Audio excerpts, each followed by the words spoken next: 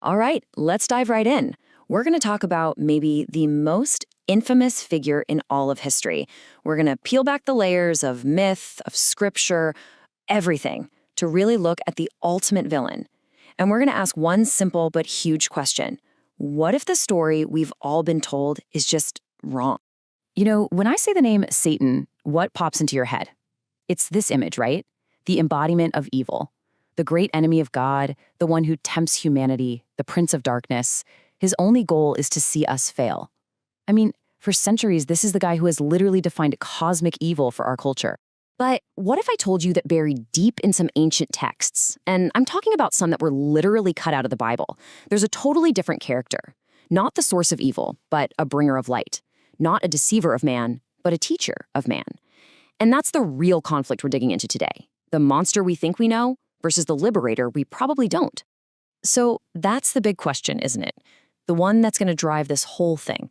What if this being that we've been taught to fear our whole lives was actually trying to help us? Let's take a look at the evidence, follow the breadcrumbs from the source material, and just see where this crazy idea takes us. Okay, first up, let's go to a story that you can find right there in the Old Testament. But the thing is, it shows a relationship that, well, it completely flips the script on Satan being God's number one enemy. So check this out. In the book of Job, Satan isn't down in some fiery pit plotting a rebellion. Nope, he's literally in heaven, in a meeting, a heavenly council with God and the other angels. He's not some crashed party guest, he's on the attendance list. This just totally reframes his whole deal, doesn't it? The way the source material breaks it down, he's basically part of the divine management team. His job title? Think of him as a prosecutor, or maybe an adversary. His whole role is to test humanity's faith. And here's the real kicker. The text says Satan has to ask God's permission to test Job. This isn't some rebel going rogue. This is an employee pitching a project to his boss. It feels less like a cosmic war and more like, a celestial HR department. All right, so that's clue number one. Let's move on to the next piece of the puzzle. And for this one, we have to go all the way back to the beginning, to the most famous story of temptation of all time, the Garden of Eden. Come on, we all know this story, right? God's one rule, don't eat from that tree. Then, of course, the serpent slithers in, convinces Eve to take a bite, and boom, humanity falls, sin is now a thing, and it's all blamed on Satan. But let's just pause for a second and look at this from a completely different angle. What if this wasn't about corruption at all? What if it was about liberation? Okay, from God's point of view, humanity got tainted. But from this other perspective, humanity gained self-awareness. Maybe God wanted us to stay in this state of, blissful, childlike ignorance forever. But maybe Eve, and really all of us, just wanted to grow up, to understand the world. The serpent didn't offer sin, it offered knowledge. And this whole idea of forbidden knowledge, it gets way more intense when you look at texts that didn't make the final cut of the Bible, like the Book of Enoch. This book tells a wild story about a group of 200 angels called the Watchers. Their mission was simple. Just go to Earth and observe humanity. That's it. But they decided to do a lot more than just watch. So, led by this guy named Samyaza, who, by the way, is called Satanael in some versions, these watchers basically gave early humans a masterclass in civilization. We're talking metallurgy, weapon making, astronomy, medicine, you name it. This isn't just a few party tricks. These are the literal building blocks of society and technology. Okay, so if this was just one story from one old book, you could probably just write it off. But here's where it gets really weird. This exact pattern, a divine being who defies the top brass to give knowledge to humans, it shows up in myths and legends all over the world. I mean, the pattern is it's uncanny. You look at Greece, you've got Prometheus, who steals fire from mankind and gets punished for it, like forever. Then you jump over to the Americas. The Mayans have Kukulkan, the Incas have Viracocha. Both are these powerful serpent gods who come down from the sky to teach people math, astronomy, agriculture. You see it, right? Different names, different places, but it's the same core story over and over again. This can't just be a coincidence. There's no way.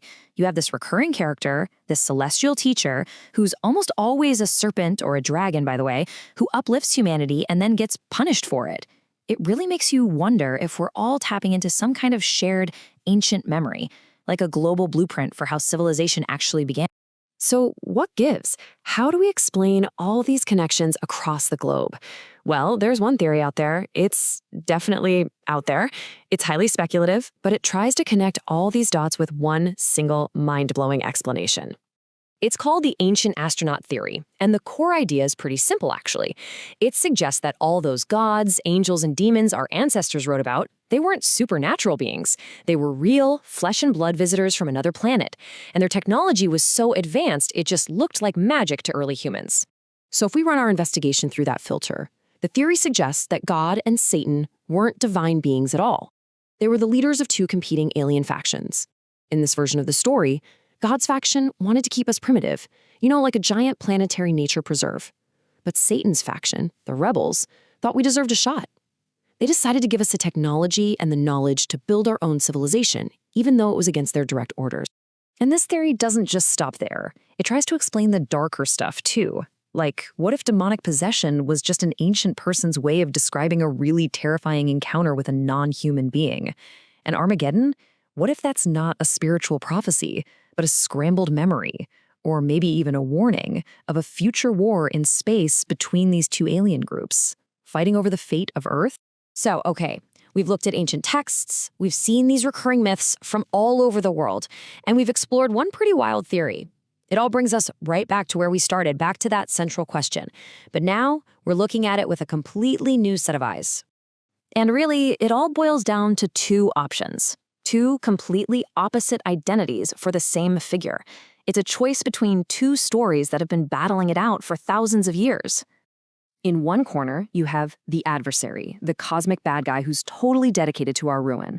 And in the other corner, you have the liberator, a rebel who looked at a struggling young species, saw potential, and risked absolutely everything to hand us the keys to our own future. And, maybe the biggest clue of all has been hiding in plain sight this whole time. Think about one of Satan's other famous names, Lucifer. That doesn't sound very dark, does it? That's because it's a Latin word, and you know what it means? Light bringer. The name we connect with absolute evil literally means the one who brings light, or enlightenment. So I have to leave you with this final thought. What if the original sin wasn't even ours? What if it was his? Could it be that his greatest crime, the thing that got him booted from heaven and labeled the ultimate villain forever, was just that he tried to help us? That he wanted us to reach our full potential? The story is clearly way more complicated than we've been told. And in the end, the real verdict? Well, that's up to you to decide.